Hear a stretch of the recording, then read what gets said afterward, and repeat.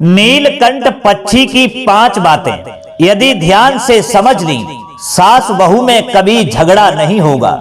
नमस्कार दोस्तों, स्वागत है आप सभी दर्शक भाइयों का पुनः हमारे YouTube चैनल दर्पण ज्ञान गंगा में। दोस्तों, आज इस वीडियो में लेकर के आए हैं बहुत ही शिक्षाप्रद कहानी, जिसमें आपको सीखने के लिए मिलेगा नीलकंठ पक्षी की ये 5 बातें हैं। जो आपने सही तरीका से इनको याद कर लिया, ध्यान से समझ लिया, तो उम्मीद है और विश्वास भी है कि कभी भी परिवार में सास बहू में झगड़ा नहीं होगा। तो आइए दोस्तों, इस वीडियो में वो 5 बातें आपको समझाने का प्रयास करते हैं जो नीलकंठ ने बताई हैं। वो 5 बातें कौन सी हैं, इस कहानी के माध्यम से वो 5 बातें जानेंगे। इस वीडियो में आपसे निवेदन है कि आप हमारी वीडियो को शुरू से अंत तक ही देखें, कहानी को अधूरा छोड़ करके ना जाएं, कहानी को पूरा ही सुनें। और यदि आप हमारे चैनल पर नए मेहमान दर्शक बनकर के आए हैं, आपने अभी तक हमारा चैनल सब्सक्राइब नहीं किया है, तो कहानी सुनने के साथ साथ हमारे चैनल को भी सब्सक्राइब कर लें, बेल आइकन घंटी को भी जरूर दबा दें, क्योंकि आपका एक सब्सक्राइब करना हमारे लिए बहुत महत्व रखता है। तो चलिए दर्शक भाइयों, अब शुरू करते हैं ये कहानी और जानते हैं वो नीलकंठ की 5 बातें जो आपके लिए बहुत ही शिक्षाप्रद और ज्ञानवर्धक है। प्रिय दोस्तों, एक समय की बात है, किसी नदी के किनारे पर एक नीलकंठ का जोड़ा रहता था। नीलकंठ की जो पत्नी थी वो बहुत ही सीधे स्वभाव की थी और बहुत ही जिज्ञासा रखने वाली थी। वो अपने पति से कोई ना कोई जानकारी, कोई ना कोई सीख लेती रहती थी, किसी ना किसी तरह की कहानियां सुनती रहती थी, किसी ना किसी तरह की समस्या का समाधान करवाती रहती थी। तो दोस्तों, एक दिन नीलकंठ की पत्नी अपने नीलकंठ पति से कहती है कि हे पिया जी, आज मैं आपसे जानना चाहती हूं कि घर परिवार में मनुष्य की ओर देखो, सास बहुओं में अधिकतर लड़ाई ठनी रहती है। किसी ना किसी समस्या को लेकर, किसी ना किसी बात को लेकर सास बहू में झगड़ा खत्म नहीं होता, सास बहू में कभी बनती ही नहीं है। मैं जहां भी घर में बैठ करके देखती हूं, जिधर घर में जाती हूं, वहां सास बहू में लड़ाई हमें होती नजर आती है। इसका क्या कारण है? सास बहू में क्यों नहीं बनती? इन लोगों का झगड़ा खत्म क्यों नहीं होता? पिया जी, वो कौन सा उपाय करना चाहिए इन लोगों के लिए ताकि सास बहू में कभी झगड़ा ना हो? ये जानने के लिए मैं बहुत ही व्याकुल हूं, मुझे समझाने का प्रयास करें। दोस्तों, नीलकंठ अपनी पत्नी की बात को सुनकर के कहता है कि हे प्यारी, तुम ये जानना चाहती हो कि सास बहू में कभी झगड़ा ना हो, तो आइए हम इस कहानी के माध्यम से तुम्हें ये 5 बातें समझाने का प्रयास करते हैं। अगर ये 5 बातें जिस घर परिवार में सास बहू याद कर लेंगी, समझ लेंगी, तो हमें विश्वास है कि उस परिवार की सास बहू में कभी झगड़ा नहीं होगा। आइए अब ध्यान से पहले इस कहानी को सुनिए, उसके बाद में हम तुम्हें 5 बातें बताने का प्रयत्न करेंगे। दोस्तों, वह नीलकंठ कहानी सुनाने लगता है अपनी पत्नी के लिए और कहता है कि हे प्यारी, बहुत समय पहले की बात है, किसी परिवार में सास बहुएं रहती थी। उस परिवार में सास बहू का झगड़ा खत्म नहीं होता था। प्रतिदिन किसी न किसी बात को लेकर, किसी न किसी समस्या को लेकर सास बहू में लड़ाई ठनी रहती थी, झगड़ा चलता ही रहता था। बहू जो थी वह अपनी सास से बहुत ईर्ष्या रखती थी, जलती थी। अगर सास बहू के सामने पड़ जाती तो बहू जो थी सास को देख करके बहुत ही झुलस जाती थी, अपनी आंखें लाल कर लेती थी। घमासान उन लोगों में महाभारत ठना रहता था। हे भद्रे, बहू जो थी वह सोचती थी कि ऐसा कौन सा उपाय किया जाए जिससे ये हमारी सास मर जाए, इस दुनिया से हमेशा के लिए बहुत दूर चली जाए, कभी यहां लौट करके ना आए। ये विचार धारणा वह बहू हर समय बनाती रहती थी कि कौन से उपाय से हम अपनी सास को मारें। दोस्तों, उस बहू के लिए एक दिन पता चला कि गांव से बाहर एक आश्रम पर एक महात्मा जी थे। वो महात्मा जी जो थे हर मनुष्य की प्रॉब्लम का सॉल्यूशन निकालते थे, यानी समाधान करते थे। कोई भी समस्या होती तो महात्मा जी उस समस्या का समाधान कर दिया करते थे। दोस्तों, जब उस बहू के लिए पता चला कि उस आश्रम पर एक महात्मा जी रहते हैं, वो हर मनुष्य की समस्या का समाधान बहुत जल्दी कर देते हैं, क्यों ना हमें वहां जाना चाहिए और अपनी सास को मारने के लिए कोई ना कोई उपाय पूछना चाहिए। प्रिय दोस्तों, ये सोचने के बाद वह बहू जो थी उस आश्रम पर जाती है जहां महात्मा जी अपने आसन पर बैठे हुए थे। बहू ने जाकर के महात्मा जी को प्रणाम किया और वहीं पास में जाकर के बैठ गई। थोड़ी देर के बाद में महात्मा जी ने उस बहू से पूछा, कहिए बेटी, कैसे आना हुआ, क्या बात है, तुम बड़ा परेशान लग रही हो।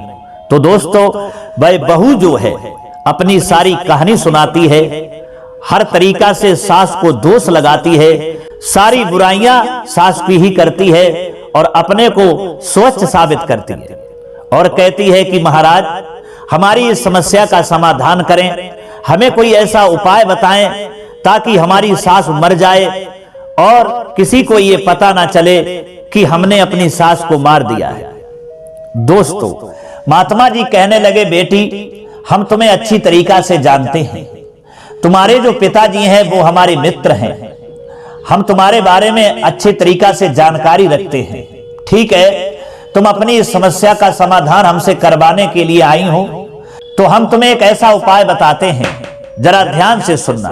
दोस्तों, महात्मा जी कहते हैं कि बेटी, अगर तुम्हें अपनी सास को मारना है तो जहर दे के मार दो, आराम से सास मर जाएगी।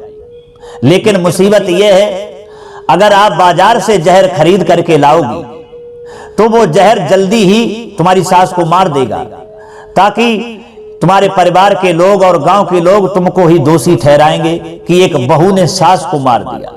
इसलिए हमारे पास एक ऐसा जहर है जो धीरे धीरे धीरे धीरे कुछ महीनों के बाद में तुम्हारी सास मर जाएगी और पता भी नहीं चलेगा।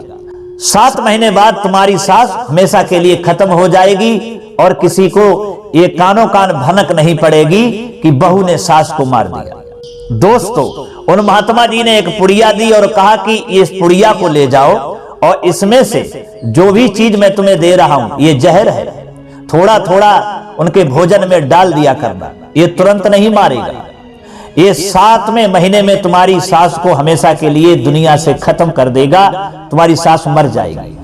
मित्रों, वह बहू हाथ बढ़ा करके पुड़िया ले लेती है और प्रसन्न होकर के चलने के लिए जब होती है तो महात्मा जी ने फिर रोक लिया और कहा कि देखिए बेटी, एक बात का विशेष ध्यान रखना, आपको अपनी सास की 6 महीना तक बहुत सेवा करनी है, ताकि आपकी सास और आपके घर परिवार वाले ये ना समझें कि सास बहू में लड़ाई चल रही थी, हो सकता है बहू ने किसी ना किसी तरह से सास को मार दिया।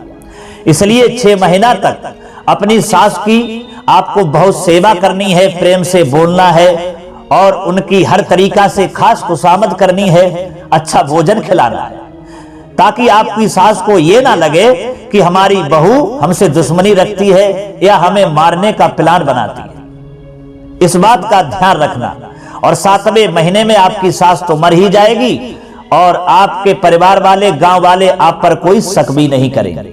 दोस्तों, महात्मा जी की बात को सुनकर के बहू जो है खुश हो गई और सारी बात को मान लिया और कहने लगी कि महाराज, आप चिंता ना करें, जो आप कह रहे हैं वही होगा, मैं वही करूंगी। दोस्तों, महात्मा जी से आज्ञा लेने के बाद में वह बहू जो थी अपने घर चली आई और शाम के लिए भोजन जब बनाती है तो बड़ा प्यार से जाकर के अपनी सास से बोलती है, अच्छा बर्ताव करने लगी।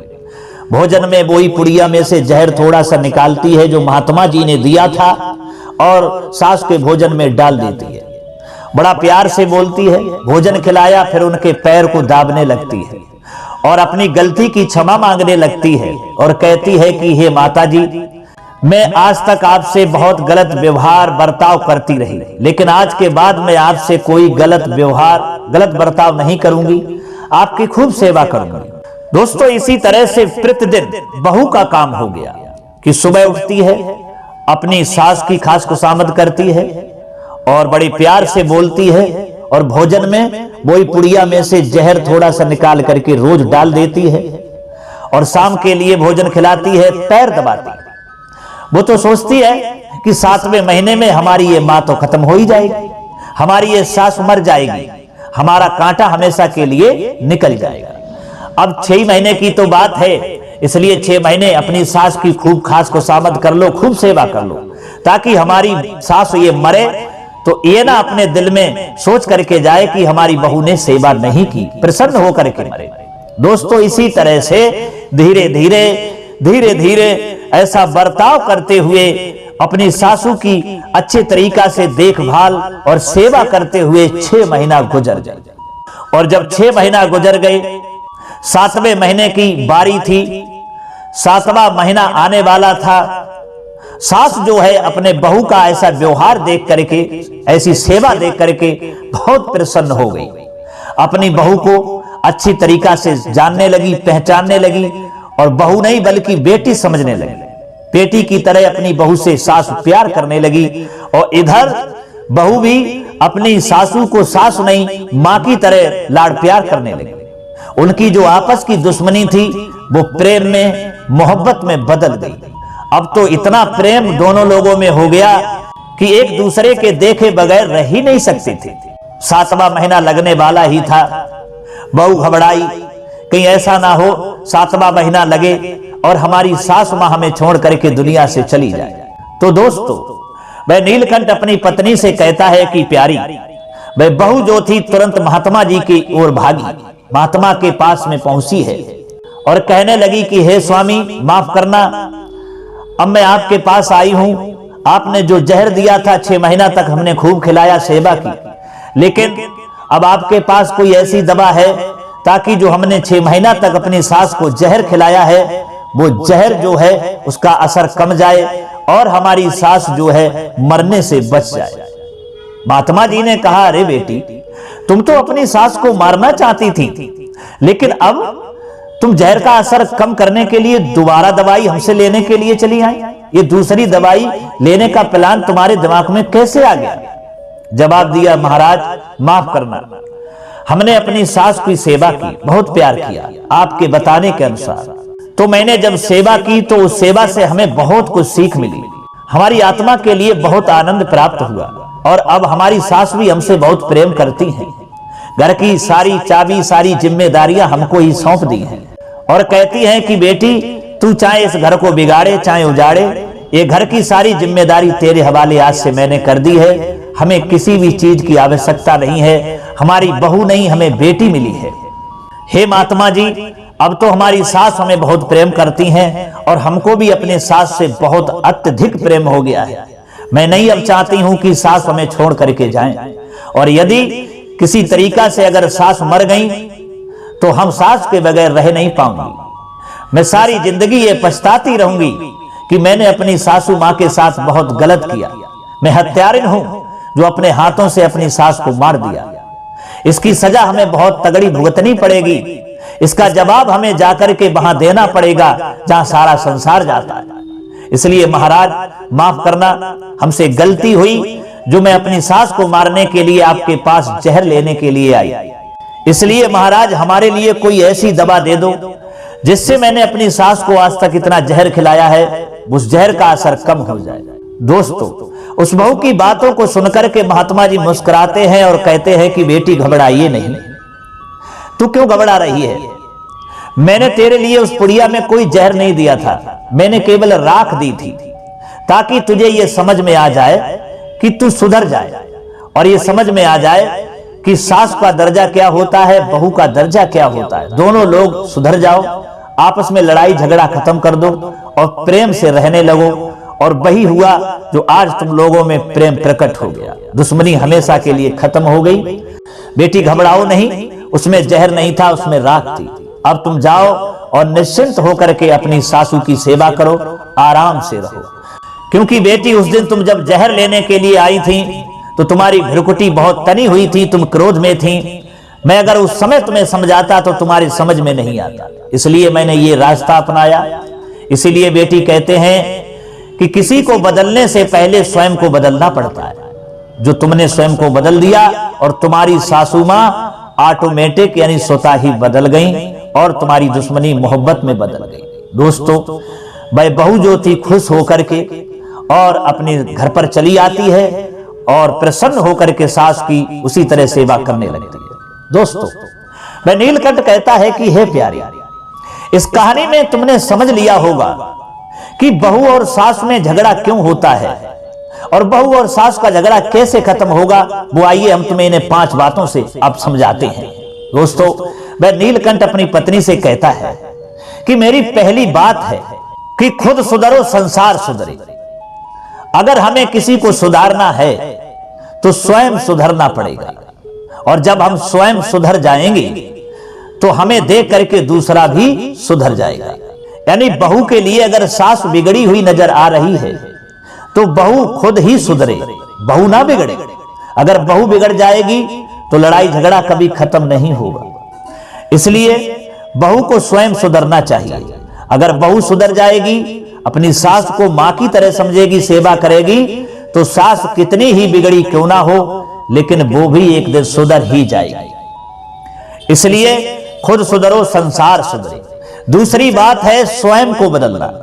अगर हमें किसी को बदलना है, वो अगर गलत रास्ते पर जा रहा है, तो अच्छे रास्ते पर यदि हमें उसको लाना है तो स्वयं को बदलना पड़ेगा। अगर हम बदल जाएंगे तो हमें देख करके दूसरा भी बदल जाएगा। हमारे अंदर अच्छे गुण होंगे, अच्छी बोलचाल होगी, अच्छी भाषा होगी, अच्छा दूसरे के प्रति बर्ताव होगा, प्रेम होगा, तो हमारे इस व्यवहार को देख करके दूसरा भी स्वतः ही बदल जाएगा।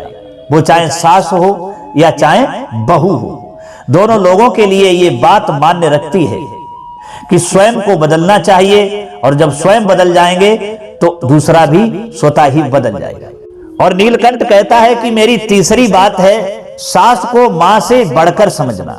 यानी बहू का यह कर्तव्य है कि अपनी सास के लिए मां से बढ़कर समझे।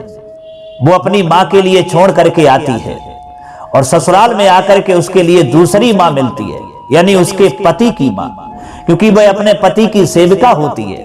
और कहते हैं कि स्त्री के लिए पति ही परमेश्वर होता है, पति स्वामी होता है, और जब परमेश्वर की मां उसके लिए अपनी मां से बढ़कर होती है, इसलिए हर बहू के लिए अपनी सास को मां से बढ़कर समझना चाहिए और मां ही मानना चाहिए और मां की तरह सेवा करना चाहिए। यही बहू का कर्तव्य होता है।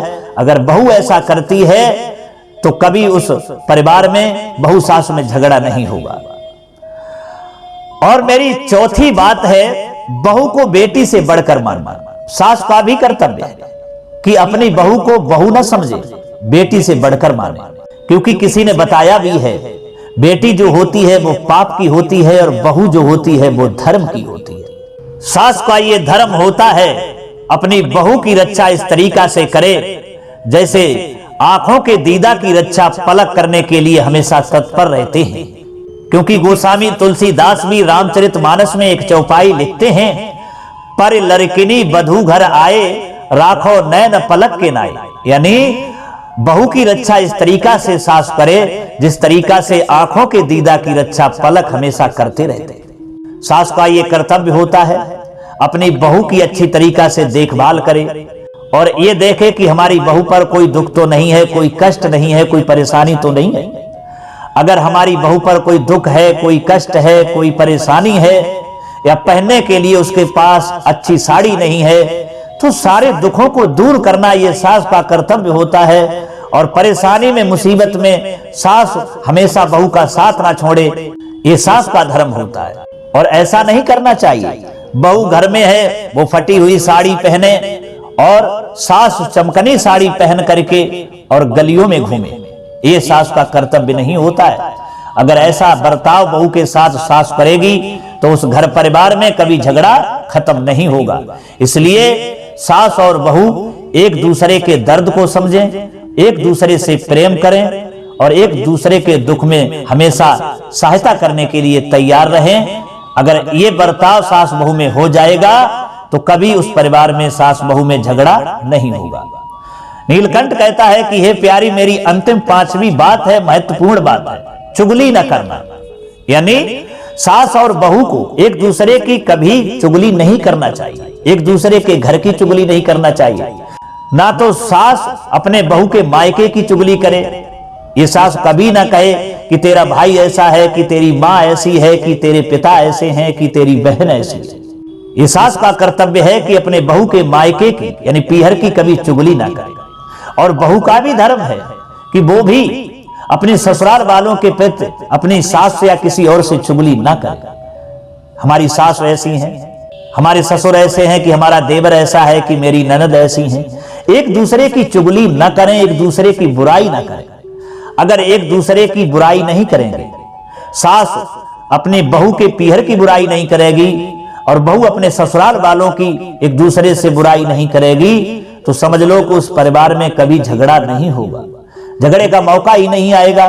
क्योंकि झगड़ा जिस घर परिवार में सास बहू में होता है तो वो इसी तरह की चुगली से, एक दूसरे की बुराई करने से होता है। इसलिए सास और बहू का कर्तव्य है कि एक दूसरे के घर की, परिवार की कभी बुराई ना करें। अगर ऐसा ये करेंगे तो कभी झगड़ा नहीं होगा। नीलकंठ कहता है कि हे प्यारी, यही 5 बातें अनमोल हैं जो हमने इस कहानी के द्वारा तुम्हें समझाने का प्रयास किया है। ये 5 बातें जो भी सास और बहू अपने जीवन में उतार लेंगी, इनको समझ लेंगी और इन बातों पर अमल कर लेंगी और इन बातों को मानेंगी, तो हमें विश्वास है कि उस परिवार में सास बहू में कभी झगड़ा नहीं होगा। यही 5 बातें सास बहू के लिए, दोनों के लिए मान्य रखती हैं। तो दोस्तों, वह नीलकंठ की पत्नी अपने पिया नीलकंठ की 5 बातें और कहानी सुनकर के बड़ा प्रसन्न हो जाती है और फिर खुशी खुशी वहीं नदी के किनारे आराम से अगली चर्चा आरंभ कर देती है। तो दोस्तों, कैसी लगी हमारी ये कहानी और कैसी लगी ये नीलकंठ की ज्ञानवर्धक यानी शिक्षाप्रद 5 बातें जो सास बहू के लिए बहुत जरूरी है, जो हमने इस वीडियो में आपको समझाई है और आप तक पहुंचाई है। अगर आपके लिए ये शिक्षाप्रद कहानी और नीलकंठ की ज्ञानवर्धक 5 बातें समझ में आई हैं तो कमेंट बॉक्स में जरूर बताना। हो सके तो अपने दोस्तों के लिए भी शेयर कर देना। मित्रों, अब क्षमा चाहते हैं, पुनः मुलाकात होगी अगली वीडियो में किसी और नई चर्चा में। तब तक के लिए सब्सक्राइबर बंधुओं एवं दर्शक भाइयों के लिए राधे कृष्णा, ओम नमः शिवाय, नमस्कार।